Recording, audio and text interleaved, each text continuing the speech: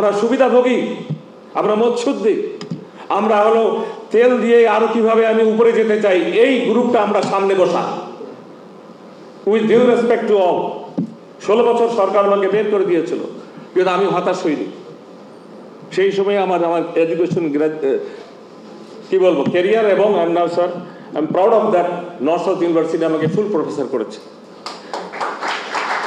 ঢাকা ইউনিভার্সিটিতে আইবিএতে আমি যেগুলো পড়াই, যেটা 13 ক্লাসে 1 সেমিস্টার 3 ঘন্টার ক্লাস, ইএমবিএ, এখানে আমার সম্পর্কে না বলে অন্য কথা বলি যে সাহস, এই 18 কোটি মানুষ বলেন আর আমরা নানান সংখ্যা বলি, এই আন্দোলনে একমাত্র একজন সাহসী ছিলেন, তিনি জাহাঙ্গীরনগর ইউনিভার্সিটির Bangla department chairman, she is our lady colleague.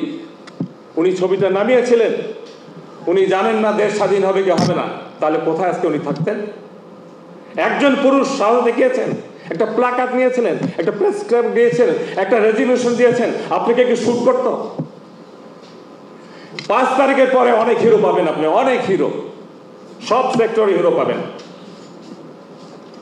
ওই সময় একমাত্র যদি হিরো বলতে হয় তাহলে ওনাকে পারলে একবার জাহাঙ্গীরনগর ইউনিভার্সিটিতে ওনাকে একটা সালাম দিয়ে আসবেন।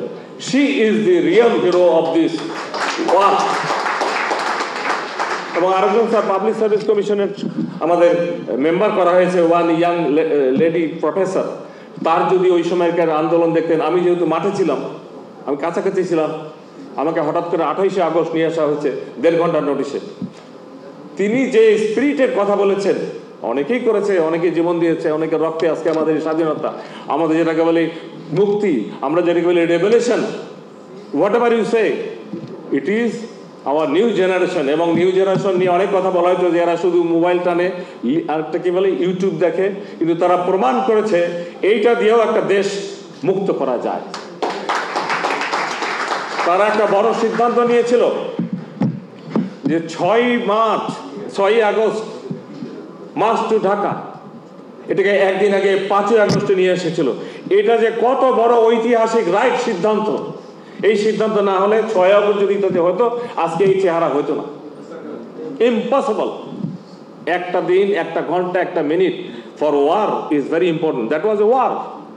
আমরা ছিলাম উইদাউট আর্মস, বাট আর্মস চালানো তো ভেসে গেছে, ট্যাঙ্ক ভেসে গেছে, অস্ত্র ভেসে গেছে। 3 দিন কোন সরকারের কোন পুলিশ ছিল না। 3 দিন এই ছাত্ররা দেশ শাসন করছে। অপরাধ কি হয়েছে? রেপ কি হয়েছে? মার্ডার কি হয়েছে? ডাকাতি কি হয়েছে? না, হয়নি। কাজে আমাদের এই যে বিষয়গুলো আলোচনা করেছেন, training is such a thing. আমি যদি ইংরেজিতে বলি, we born in training, we live in training, we die in training. Without training আমরা কিছু করতে পারবো না। এটাকে অন্যভাবে যদি নেন, অন দি জব ট্রেনিং। এই জন্য আমি একটা পরামর্শ দিয়ে আমি প্রথম ডিউ লেটারটা লিখেছিলাম, সব অফিসে প্রতিষ্ঠানে একটা করে বড় আয়না লাগাবেন।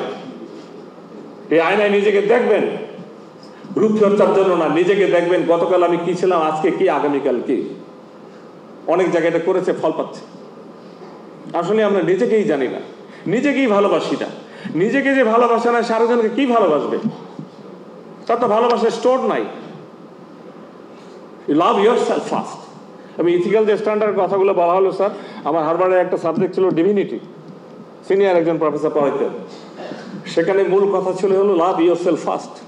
এবং পৃথিবীতে আজকে মূল যে সমস্যা, আমি একটা ইন্টারন্যাশনাল কনফারেন্সে গিয়েছিলাম, সেখানে 3 দিন কনফারেন্সের পরে একটা শব্দ বের করেছিল, LOVE। একটা শব্দ, অ্যালফাবেট হলো 4টা। পৃথিবীতে এইটার অভাব। আপনারা একমত হন আর না হন, পাশের দেশে যান। আমাদের যেটা প্রেসিডেন্সি কলেজ ছিল, সেটা এখন প্রেসিডেন্সি ইউনিভার্সিটি। সেখানে একটা সাবজেক্ট আছে, অনার্স এবং মাস্টার পড়ানো হয় কলেজ স্ট্রিটে, লাভ। আমরা তো লাভ মানে একটু অন্য একেবারে হালকা জায়গার মধ্যে থাকি। লাভ এত হালকা না। লাভ যে যারা হালকা ভাবে নেয়, তাদের সংসারটাই ভঙ্গুর। Love is a very deep thing. এটার সাথে ইহকাল পরকাল যদি অনবিশ্বাস করেন,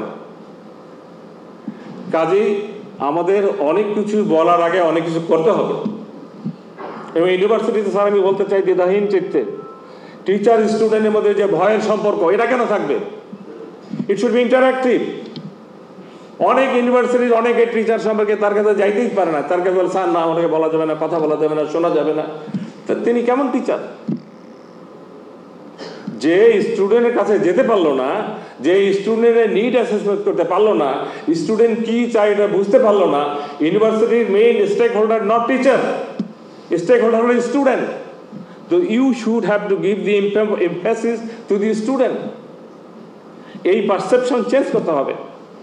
কে ডিন, কি ট্রাস্টি বোর্ড, কি বোর্ড অফ গভর্নর, তাদের প্রেফারেন্স স্টুডেন্টের নিচে রাখবেন। তারা কেউ মাংনা কিছু করে না, সবাই টাকা নিয়ে আপনাদেরকে সেবা দেয়। সেবা বলবো না, সার্ভিস দেয়, কিন্তু বলার সময় আমরা সেবা বলি। We should have to change our mindset first, otherwise দেশে কিছু হবে।